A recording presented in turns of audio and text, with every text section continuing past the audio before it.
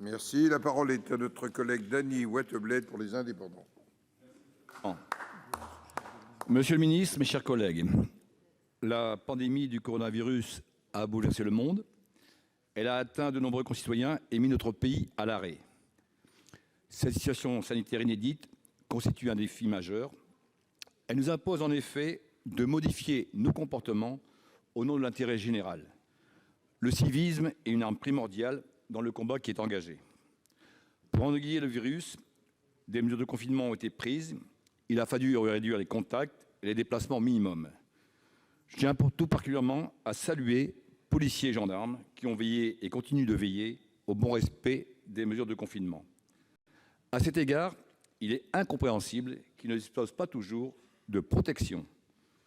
Je veux saluer aussi les maires, les élus locaux et l'ensemble des collectivités locales qui se sont montrés à la hauteur de la situation. Le projet de loi que nous allons examiner doit proroger l'état d'urgence sanitaire jusqu'au mois de juillet. Ce texte aborde la mise en quarantaine, l'isolement des personnes infectées, la collecte des données médicales pour remonter et casser les chaînes de transmission du virus.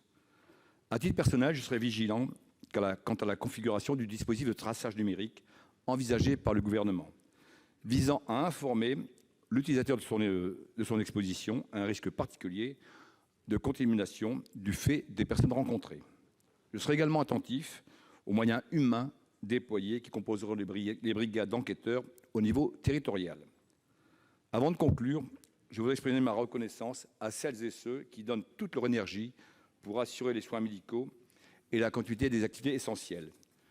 Je veux également faire part de ma compassion à tous ceux qui ont perdu un être cher et qui n'ont pas pu l'accompagner dans leur dernier instant comme ils l'auraient voulu. Monsieur le ministre, nous devons réussir ensemble le déconfinement. Et la confiance est une des conditions essentielles et majeures pour réussir ces sorties de crise. Il faut arrêter la prorogation des délais de procédure qui bloquent la remise en marche de notre pays. L'administration n'est pour l'instant pas au rendez-vous. N'en serait-ce que les DIA, les déclarations d'intention d'aliéner, ressources des départements qui sont déjà dans le rouge. Il faut aussi redonner aux maires le pouvoir de signer des permis de construire. L'administration devra retrouver son plein niveau d'activité afin de combler les nombreux retards qui se sont accumulés. Elle devra être aux côtés de nos concitoyens dans la reprise qui s'amorcera lundi prochain. Le groupe Les Indépendants soutient les orientations de ce projet de loi. Je vous remercie. Merci.